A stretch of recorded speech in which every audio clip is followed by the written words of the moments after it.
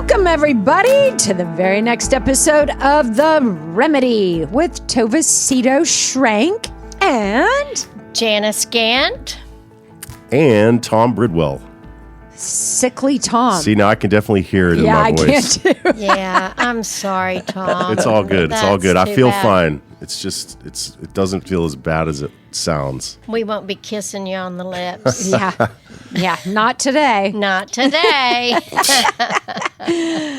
Okay, we got to get rocking because, Janice is our busy little bee and she has a client right after this. So we're going to cut the BS and we're going to go straight to our topic today, which was a great article we found on Instagram.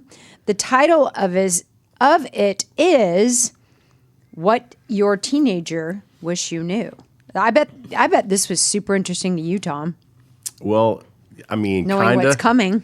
Yeah, it's coming. I was going to say, I don't really have a teenager yet, but boy, she acts like one. Oh, she's coming too. I mean, it happens so damn fast. Yeah. It does. And as I was reading through these, I was like, wish somebody had told me these before my children became a teenager. Yeah, exactly. There's some good little nuggets in here. Okay, so we're going to split this up into 2 episodes. We're going to do the first 10 today, and then next week we'll come back and do, I guess, 11 through 21. Okay. All right. Sound good? Yes, Yup. it does. Okay, Janice, you want to tackle number 1, which I giggled at. You want me to do it? Get me started. I'm trying to get it. Okay, there he is. Okay, so you want me to read the little thing that goes before it? I think it's kind of good. Yeah. Our teens want and need us to view life through their eyes. After talking with quite literally hundreds of teens, here's what I've learned. Let me know your thoughts, parents. Do you agree or disagree? It'll be interesting to see if we disagree with any of these. Yeah. But I definitely agree with number 1. You want to read it? Yeah, number Okay. 1. I think I said this in a text message to George yesterday. I'm not trying to be difficult on purpose. I know I can be moody, distant, and frustrating, but I'm not on a mission to make your life hard. Sometimes I don't even understand my own emotions, and I need patience more than punishment. Okay, so this is coming from The teenager the teenager's voice. But I'm just saying, I said it to Yeah, George. well, Sometimes parents we're say that too. working with Tova. I get her through adolescence. The emotional intelligence age of a teenager. No, but I think sometimes kids think parents are trying to be difficult on purpose Yeah, too. exactly. But I think this is. I mean, so often as parents, we can take our teenagers and our post-teen. I mean, my kids are in their 20s, and I still have to talk to myself like their behavior is not about me. Right. And we can take. It affects you. Yes, but it's not. Not everything is about me, Exactly. which is hard to believe. I woke up this morning just thinking about you, Tova. Not weird at all.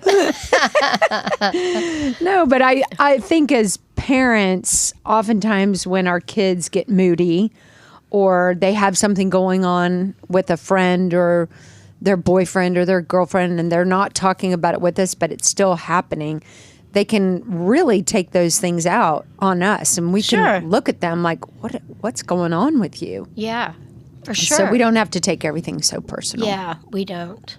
Yeah. Okay, what about 2? Oof.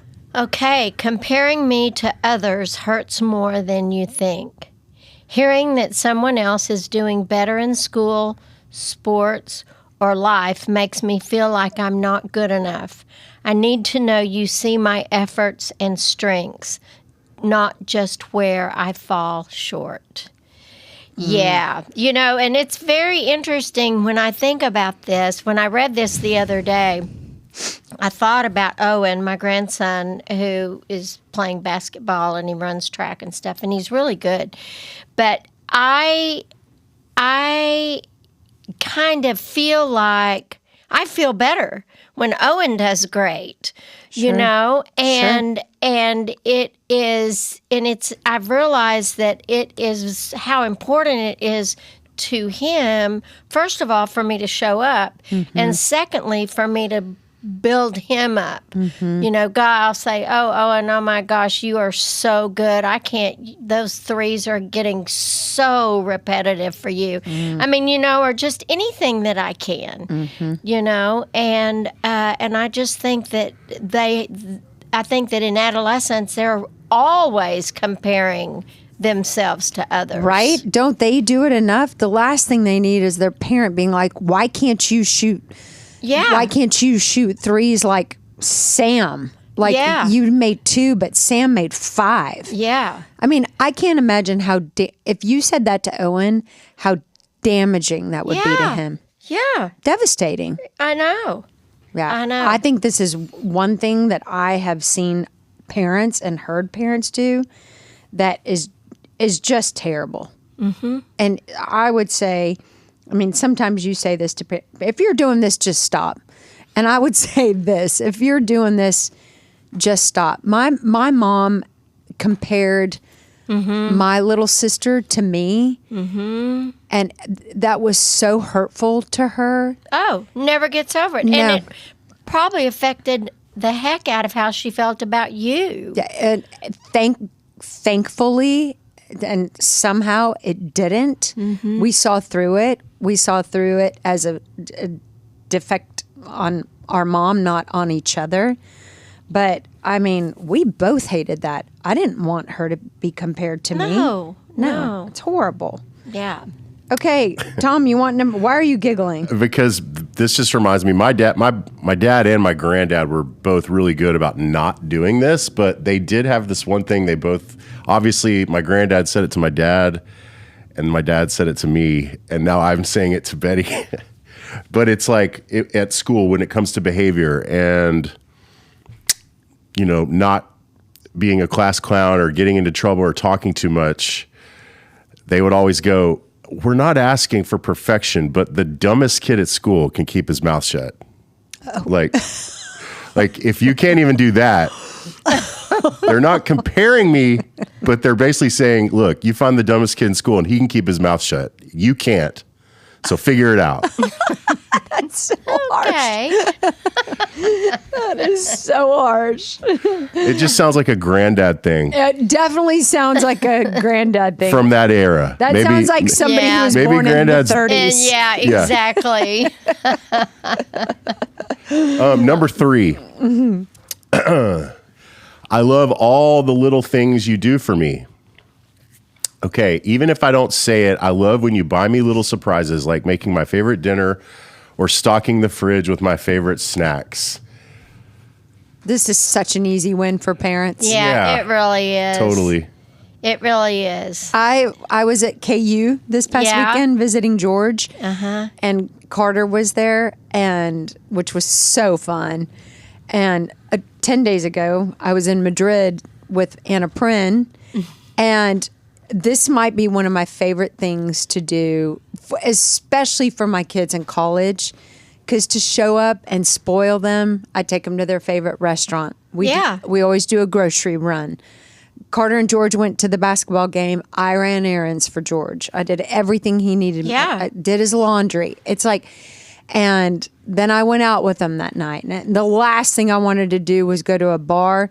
They wanted me to go to bars with them. So I went bar hopping with them. And last night, here we are Tuesday night, George texts me, Mom, I can't tell you how much it meant for you to come in this weekend and all the things that you did for me. Yeah.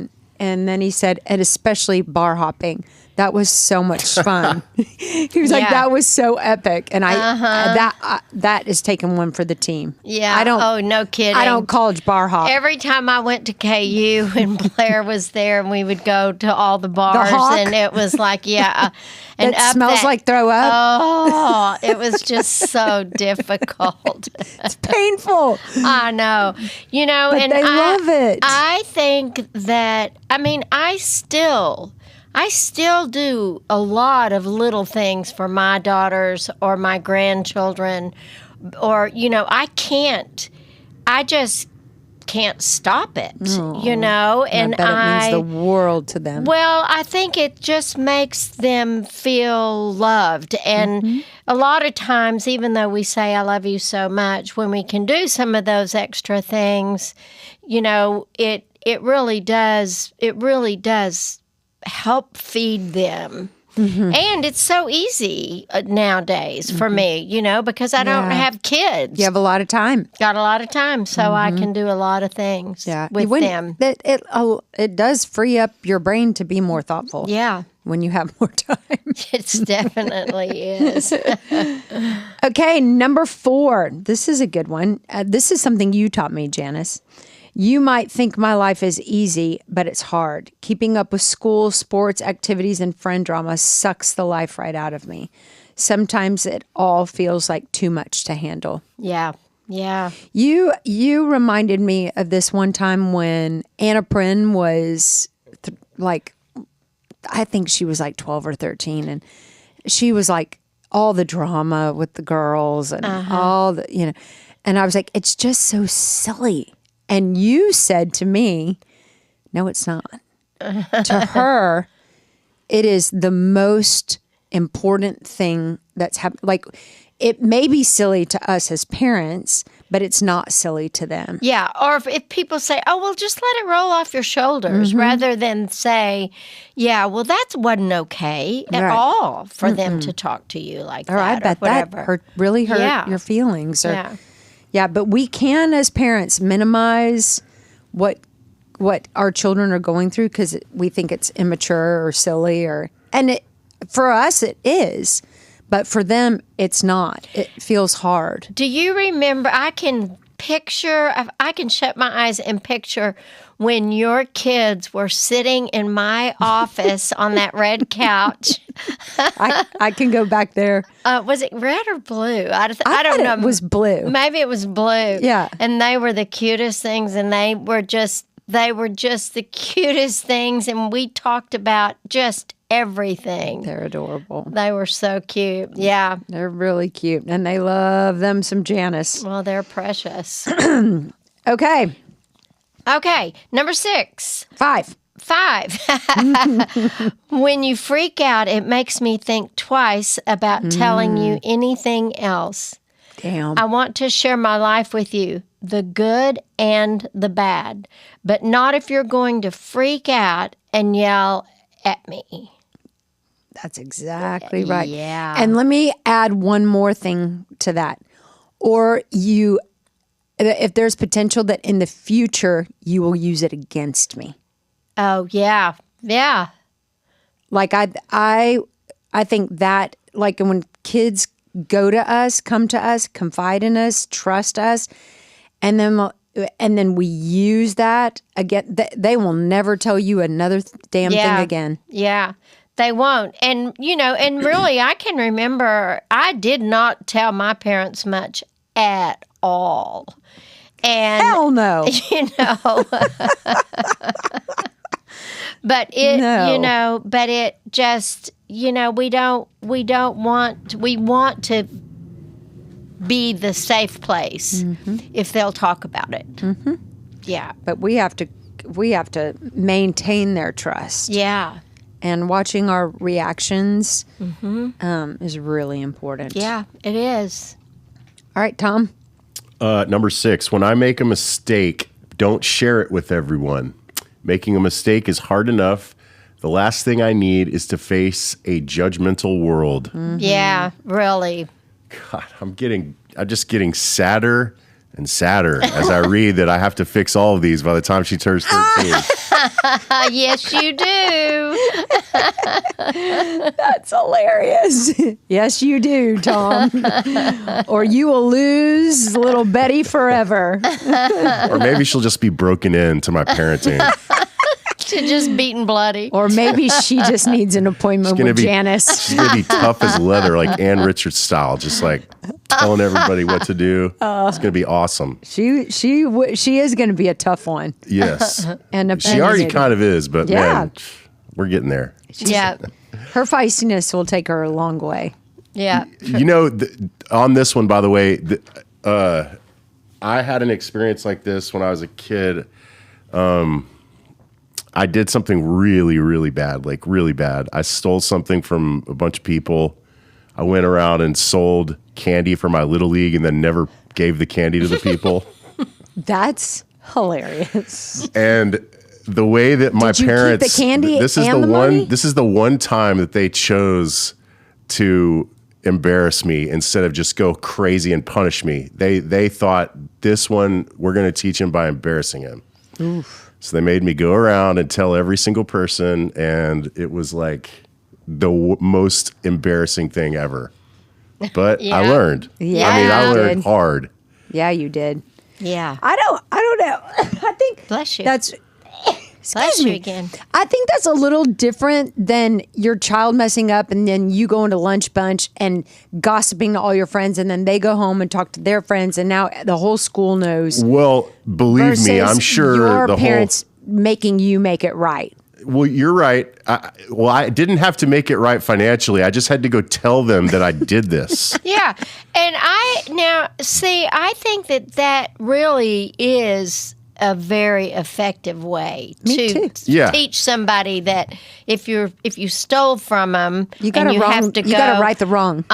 You do, and that exposure of doing something like that is just it really does make an effect. Yeah. And you know how small town Texas can be. I'm sure that just everybody spread that one around. Yeah. I mean, there were literally some of my friends were like teasing me and calling me peanut brittle for like a few years after that. Because you stole their peanut brittle? Yes. That's very funny. That is funny. I like 7. I'm wondering if it's always the case, but it says, I really am trying. Yeah. Are all teenagers really always trying? No, I didn't say always, but I think there are many times when they're really trying. Yeah, I agree with that. When they're really, they know what they're going to need to do in order to get what they want to get, and they... Yeah, I think a lot of times, I think we think kids don't try at all. Yeah. And I think if they want something, I could completely agree with that. Badly, that they really will try to do it. And I think it's important to that point. I really believe that it's important. Like I have 3 children, and they all 3 have different capacity. Mm-hmm. Like George trying. And Anna Prin trying and Carter trying, all of their trying looks really different. Sure.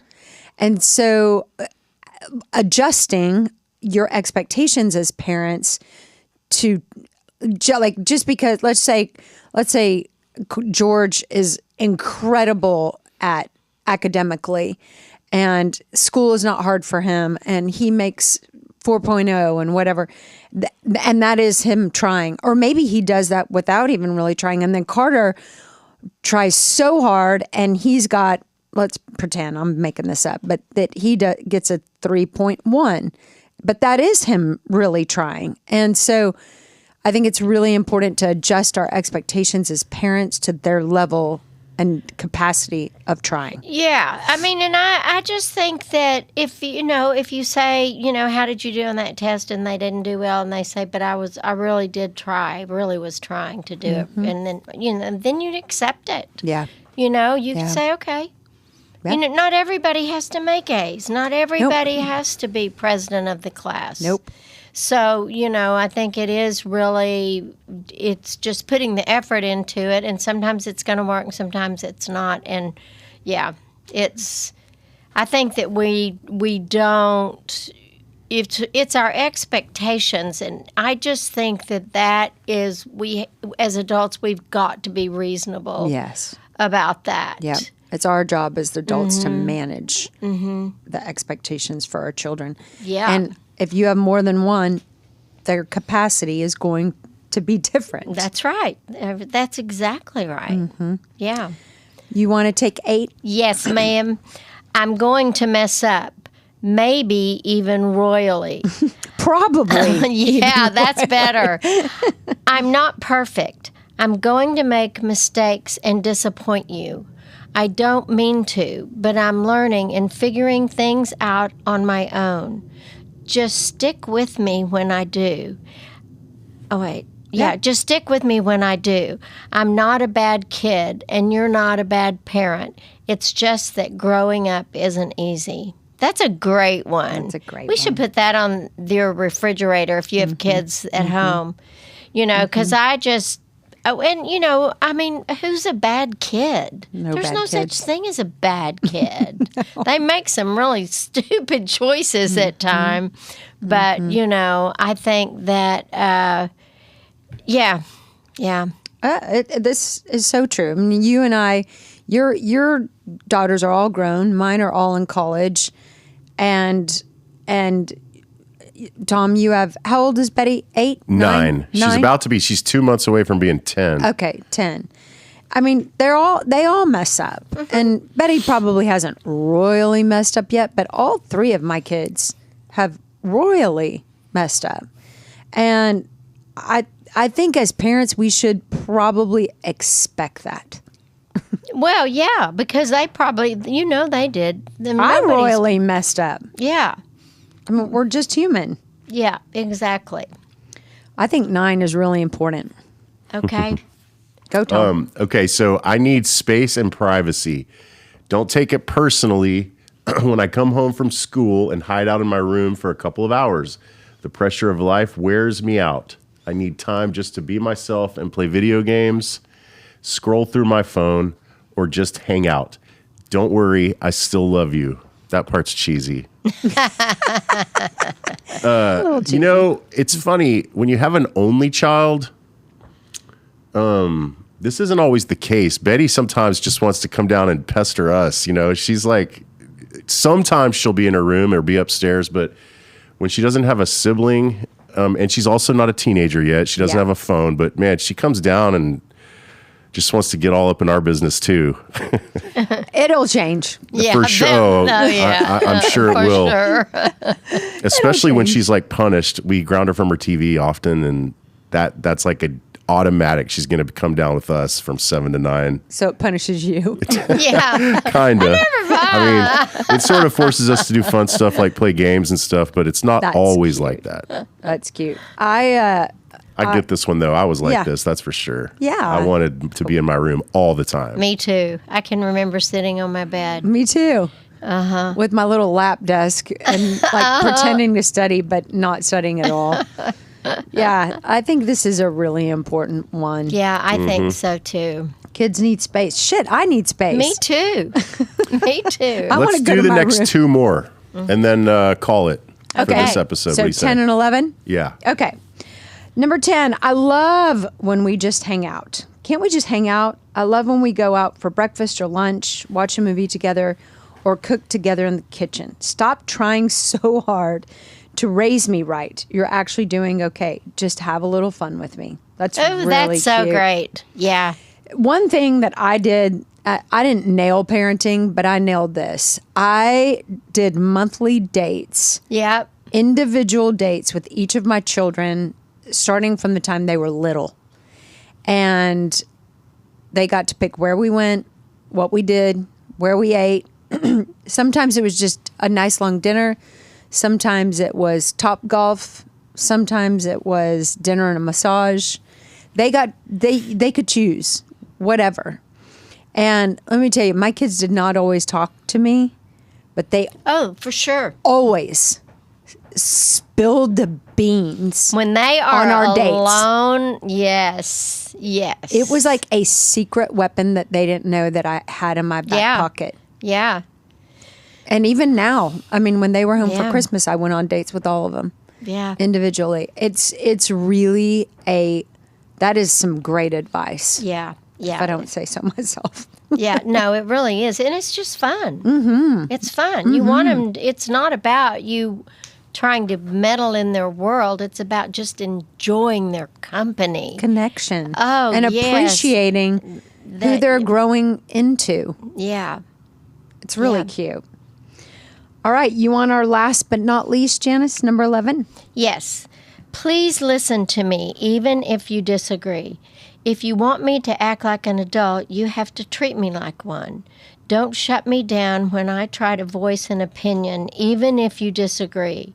How else am I supposed to learn how to stand my ground or handle conflict calmly and respectfully if you don't teach me? Yeah. It's really good. Yeah. Really, really, really good.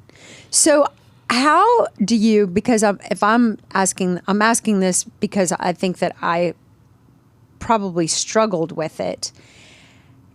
If you disagree, how do you listen and try to understand and still disagree and kind of, like if I said to Carter when he was a junior, if he came to me and said, I want to move my curfew to 2 a.m.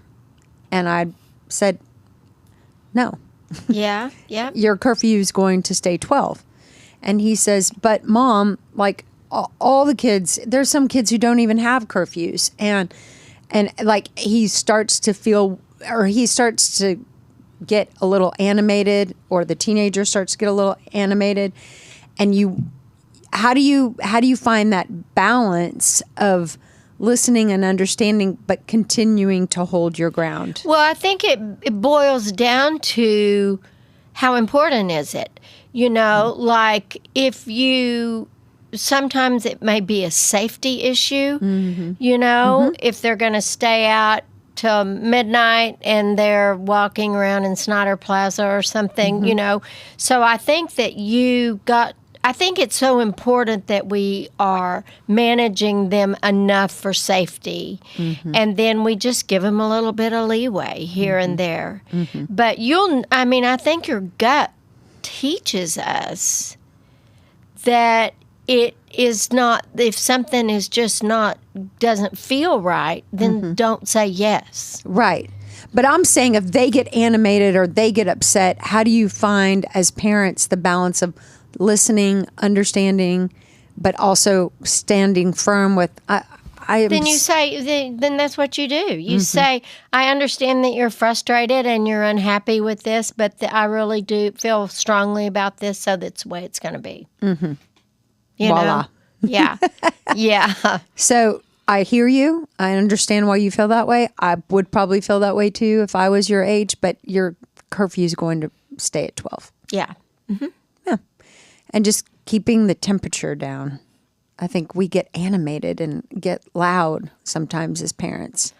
Well, you don't have to. No. You can just say, no, I'm not willing to do that. Yeah. Yeah. Yep. Okay, well, that wraps up the first half. These are great. Yeah, they are good. They're really good. And we will be back next week with 12 through 21.